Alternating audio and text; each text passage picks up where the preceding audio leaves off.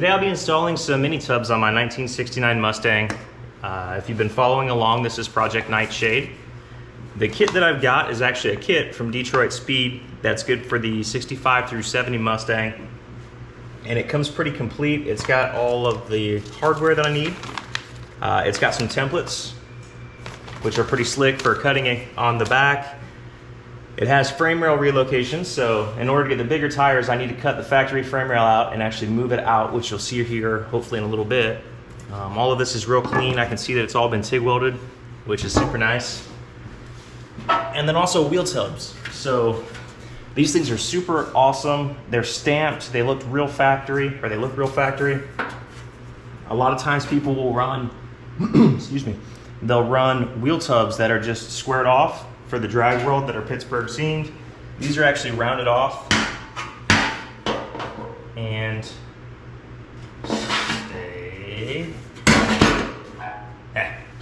these are actually rounded off and they look really awesome. They look really factory, and I'll be able to get my back seat back in there, which is extremely important to me so I can run the family with me. If you have been following along, which I'm gonna take you with me here. If you've been following along with the rest of the build series, you know that I'm halfway through on my motor. I'm waiting on some parts to come from China, but they're back ordered, so I probably got another month or so.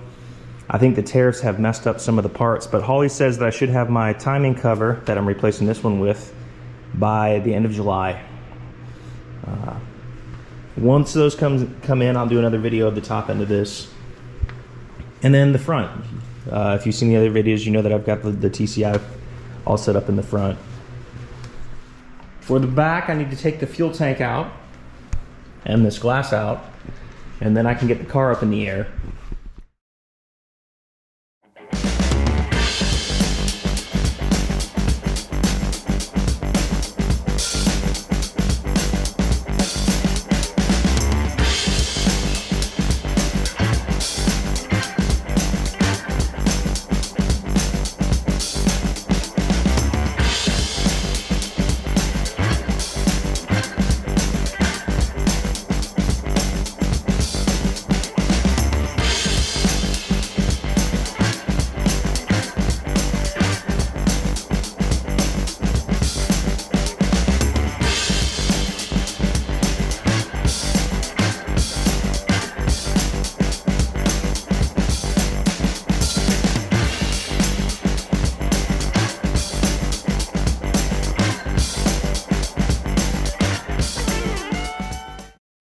That's no good. While I was jacking up the car, or lifting the car on the lift,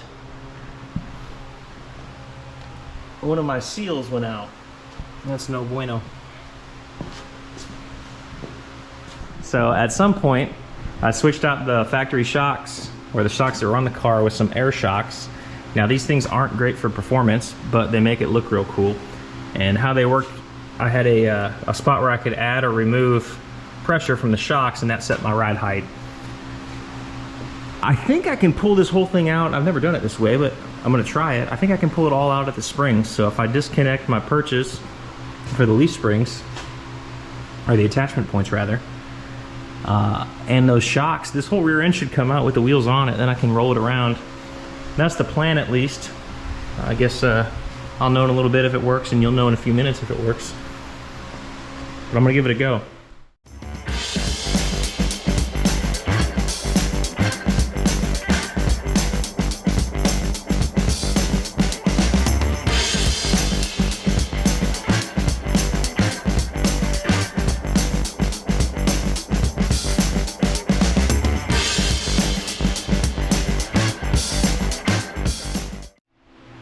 All right, let me show you what I've got here. So I've disconnected the perches, and they are just hanging right now by the bolts. Same thing on this side. Hopefully you can see it. And then on the front side, let me see if I can walk around this way. I've done the same. I've pulled the nuts off of the bolts here, so that should slide out.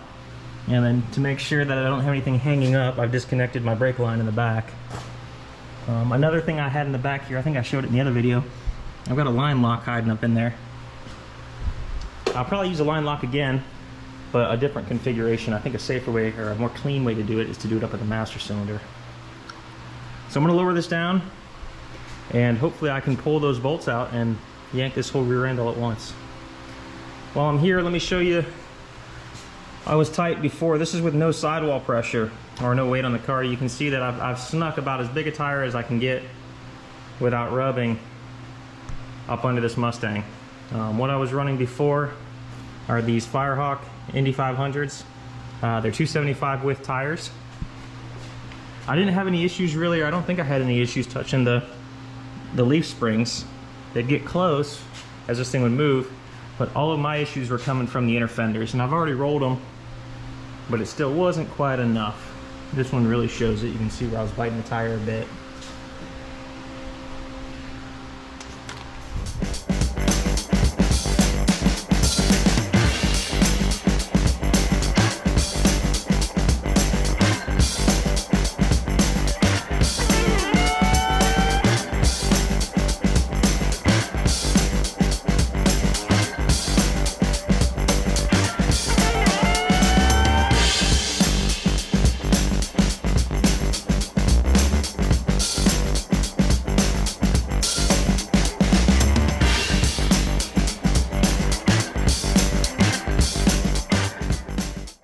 All right, moment of truth. And it is a warm one today.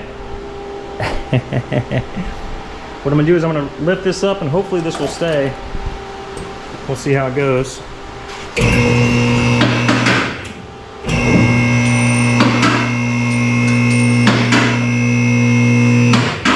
Not too bad. So I still got a line on the shock that I forgot about. That's holding up a little bit, those air lines, but that's all trash, so I can go ahead and snip those and get a pair of cutters real quick.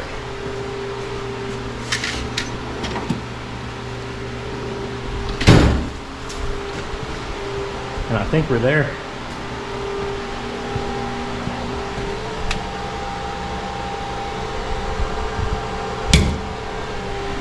Be free.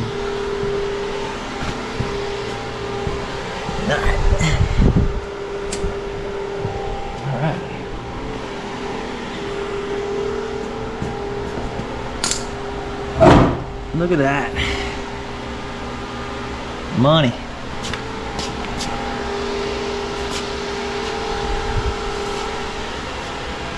Not too bad. Well, I guess I'm committed to the lift now for a hot minute.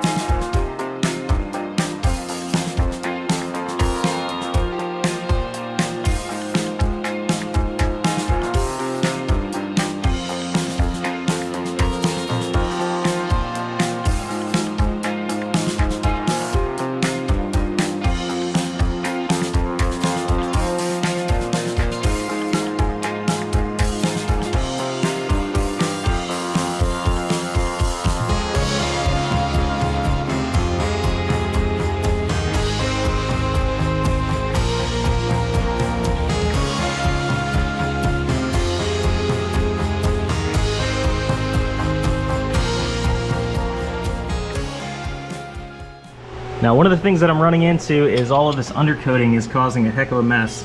And I brought an extra fire extinguisher out here just in case. But this stuff is just lighting up as I try to cut through it. So what I'm gonna do is go through and bump it with the scraper and try to get as much of it off as I can, just so I'm not smoking the shop out so bad. Well, that sucked, but it was necessary. I've got a channel set around where I'm gonna cut, and it should help me with some of that smoking and nasty that was coming off when I was running the plasma cutter. So now I can get back to the good stuff.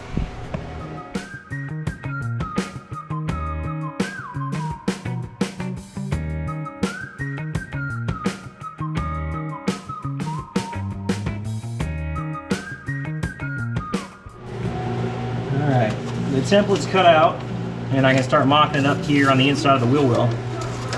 I used to watch my father do this kind of stuff when I was a kid. He builds race cars, and one of the cars that stands out in my mind is a 1970 Cuda that he did for a guy named Joe Mazzulla. It's a gorgeous car, and I remember at the time,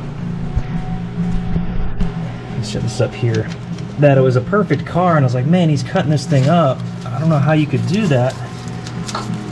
But he could see a little farther in the projects that I could back then, and what you want is what you want. That is a lot of material that we're gonna cut out, but it's totally gonna be worth it. And that car too was worth it. He finished it, squirrely again with the camera like usual. He finished that car up, and it's actually the one you see on the paint cans at Summit Racing. If you've ever seen that 70 Cuda, it turned out really awesome. So I'll get this all set up, I'll get it laid down, traced around, and then start cutting on it.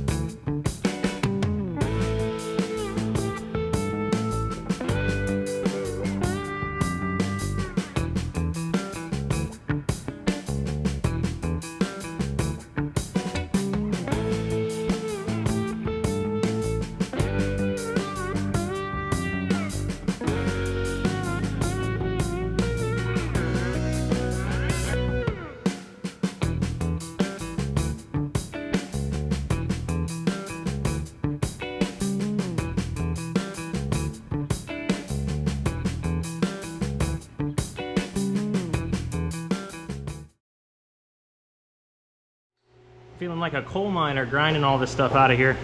So the GoPro died on me a little ways through on this time lapse, but just to catch you up on things, I've ground all of my edges, that's the messy work, and I've started welding some of the gap here where the two were split, putting the seam back together. I've still got to clean that up some with some grinding, and I've still got some grinding to clean up here from the plasma cutter. I do have the frame rail sitting in there, as you can see where that hole was. There's the old frame rail that I pulled out. I've got a little bit of tuning up to do for my gaps, and this is going to get bent over. I got to make a relief here, and this will bend over to just lock that, and I'll gusset all of this for strength because my panel-hard bar is probably going to come somewhere around there. But looking at this, you can really see how much more space I've got. It really shows it from the bottom. So this was the old flange, and then there was a pocket off of it. So we're talking inches of space here in the back, and then the front has always had space, but I'm going to take this a little deeper, and I'll keep on tacking away at this. The top will get all welded to it. I'll try to time lapse that also, so we'll jump back into it.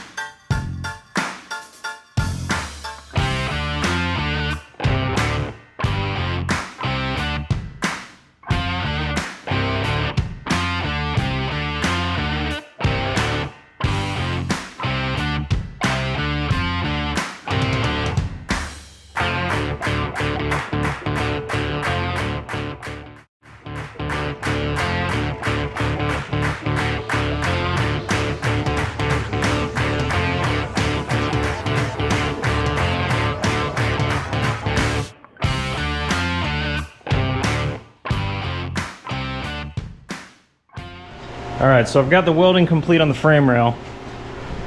Some of this got a little chewed up when I was doing it, but I've made the best of what I've got. So you can see the boxing plates are in here. Same on the front, I've spliced the frame rail in, and then on the inside there's actually a plate that marries the two. On the back side we have this this boxing plate right here, but then on the inside there's also a plug welded plate from the bottom, and it's hard to see it here, but it's welded all the way around. Now I can go ahead and start fitting up the wheel well. I've been trimming up off camera, trying to get this radius a little more in line with that wheel well, just so I can get a decent fit on it. I think I've got to take a little more material here, but I'm going to do just a little bit at a time until I eventually get that up in there where I need it.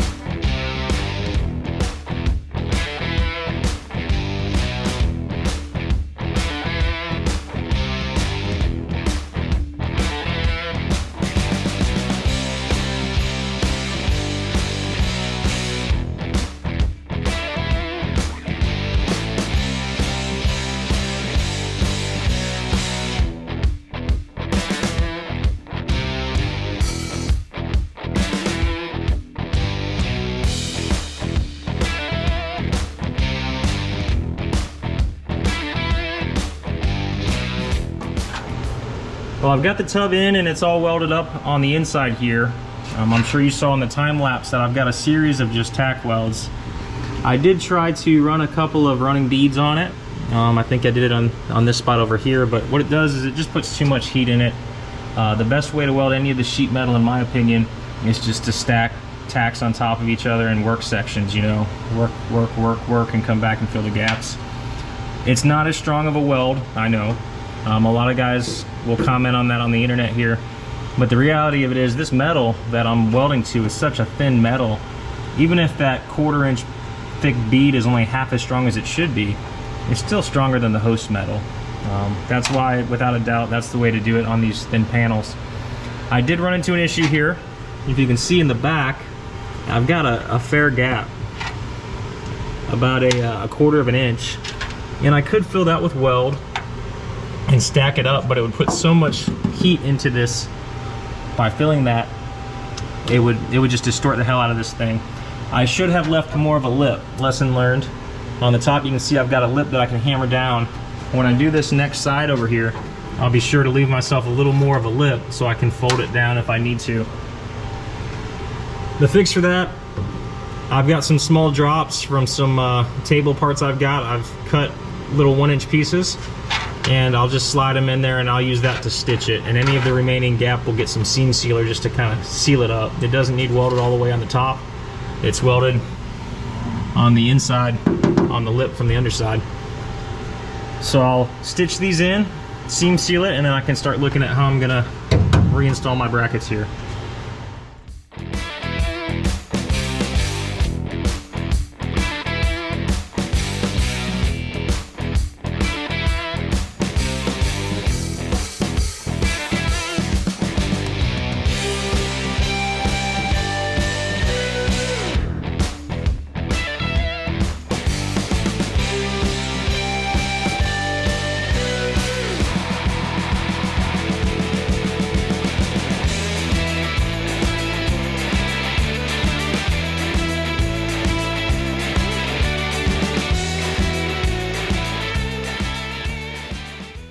That worked out pretty well. Here's the final product on those little tabs. And again, I'll seam seal in the area in between it.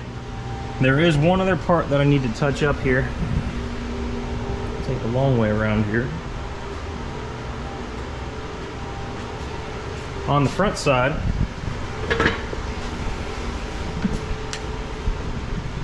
You can see that I've tacked in to the bottom, but I've got a gap I need to deal with right there. I think what I'm seeing here is the clamp. There we go. So right there, I've got too big of a gap again. I'll make a little piece out of some scrap metal that I can drop in there and then fill that void and weld that up next. Now for this bracket in the back, this is going to be a little trickier. Hindsight's 2020. I really wish I would have used the cutoff wheel rather than using the plasma cutter for a lot of this stuff, because I totally overlooked the fact that I need to reconnect these pieces, and when you use the plasma cutter you get a real poor finish on it. I can trim this out with the cutoff wheel. Now that I've roughed it, I'll go through and I'll just make this a little nicer line. But this thing is sure a mess. I believe that somebody has replaced wheel tubs on this once before in the past, and there's some real bad welding that took place and just a lot of layers of metal. Looking at it, I don't know how that's fixed to it. It looks like maybe just some plug welds. I'll probably put it in the bandsaw. Actually, it's got a little bit of gap there. Maybe I can break that poor weld that they've got, but I'll work on that. If not, I'll put it in the bandsaw and remove this material so I can see exactly how much I need to take off.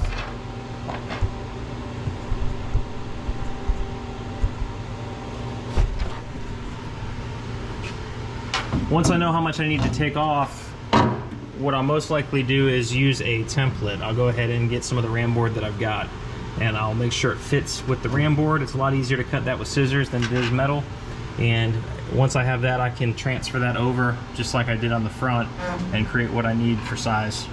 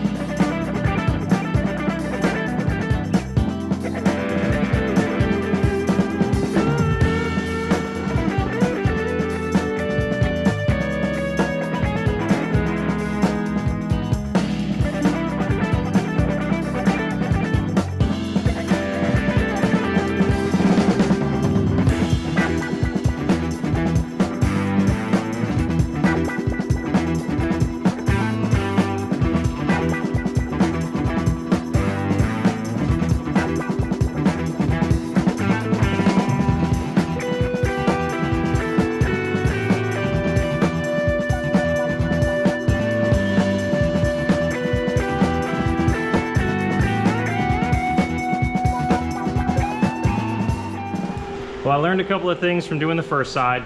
The first side's in, and I'm getting ready to start on the second side. So some of the things that I learned on this first one, and you can see I've got weld through primer on all this. I should have not used the plasma cutter. The plasma cutter was a mistake. When I do this one, I'll go ahead and use the cutoff wheel to cut my wheel well out. And the reason for that, pop up under here, is when it came time to reattach some of these brackets, the plasma cutter leaves just such a rough edge. It's really tough to reconnect all of these parts. And same with the wheel well. You can kind of see on the top as I was welding that in that I took too much material. And you saw that before in that time lapse. So this time I'm going to be real careful. I'm going to focus in and make sure that I leave enough of this lip and I've got a nice clean edge from that cutoff wheel. And another thing that I'm going to do is I need to ensure that when I do this, everything is very clean, overly clean.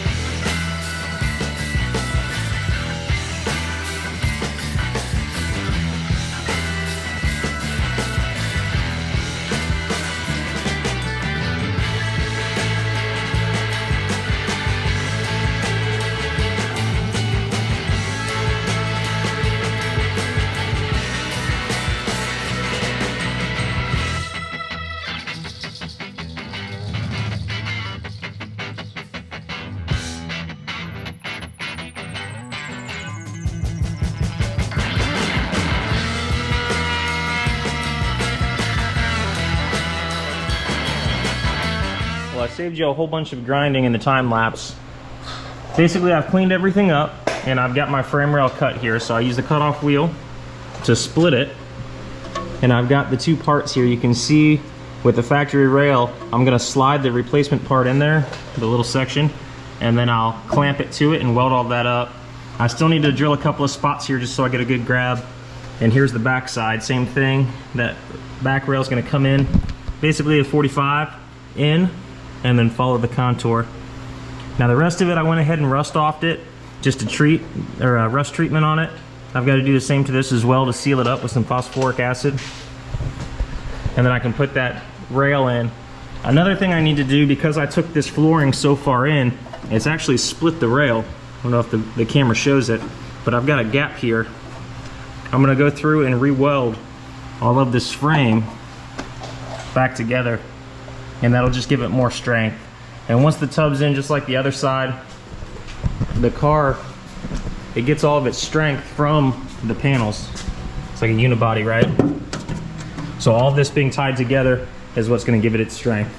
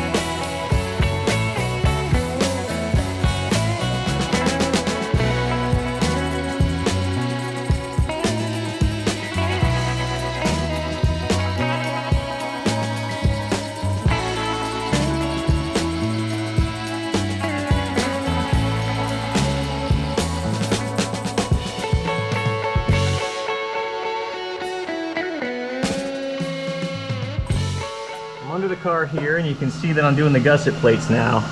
So all of the welds that I've done on the inside joints I've had to grind down, and I've got a little bit more to fill here in this gap. For the gussets, I found the best way to do these front ones is to attach it or fix it to the front first. So I pushed it in tight and I did my 2 plug holes, and then I did my welds on the back side here towards the front of the car. Now what I'm going to do is I'm going to use a clamp, since I can actually clamp this this rail, and pull that in tight, and I'll weld all of that. I left the back 2 plug holes open, that way when I pull this tight I think it'll suck up that last little bit of gap. The reason for doing that is there's nowhere to clamp the front here. So if I was to do this side first, I really don't have any way to pull this towards the front of the car effectively. So it's just a little tip: if you're doing this, do the fronts first, clamp the backs.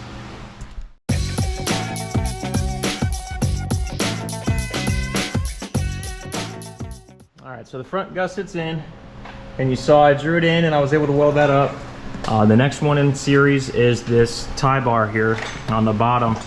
Now something that I've noticed on these is that the one that they give you when they sell this kit is actually wide. It's the same width for the replacement rail as the factory rail, and what you end up with is some overhang.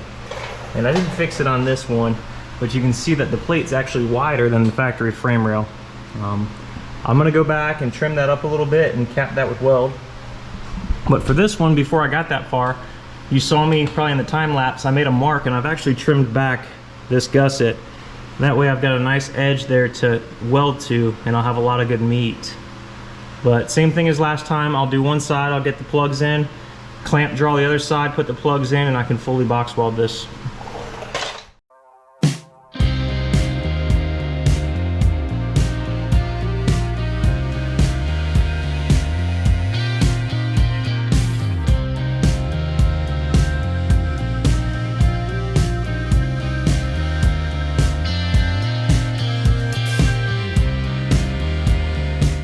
Another shot of the frame rail.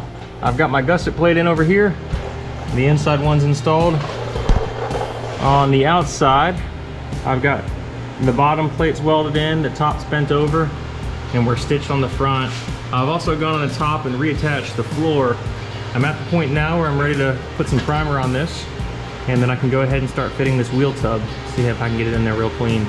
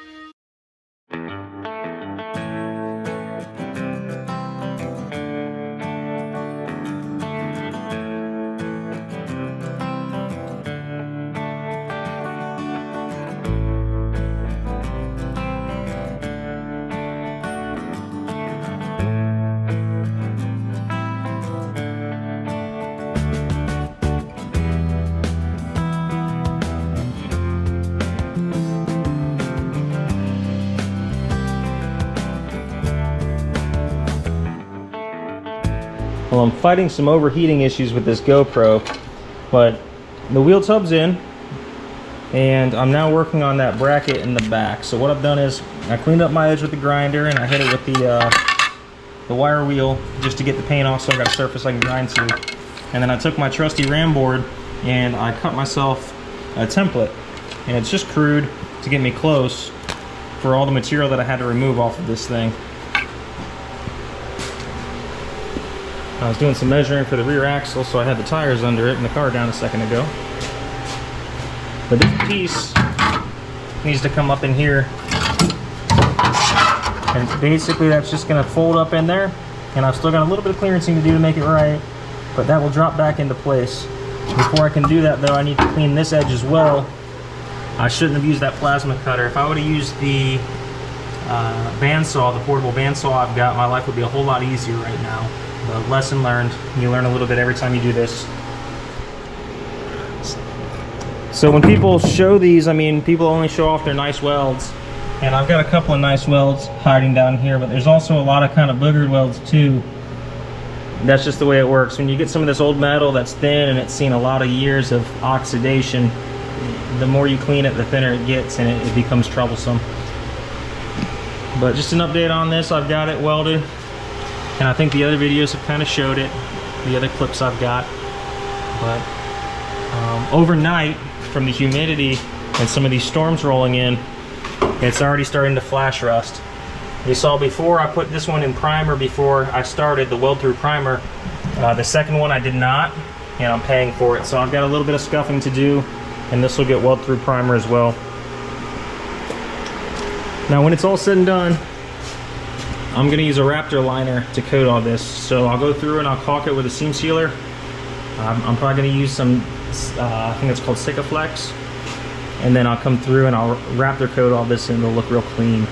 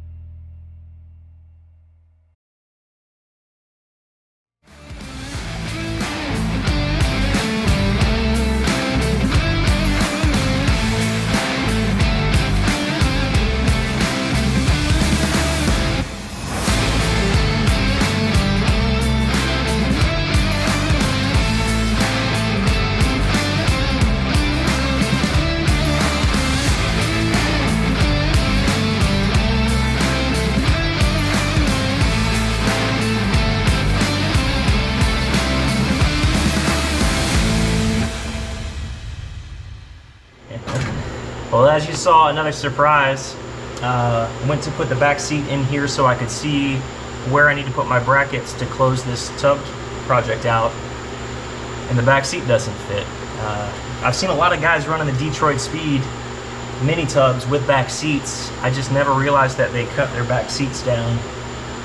With that being said, I'm at about 39 inches between the tubs, and the frame for my back seat is right at 41 inches. So I need to take an inch off of each side. I'm not sure yet how I'm gonna do that, but I am sure that I'm going to do it because I need a back seat in this thing for the kids.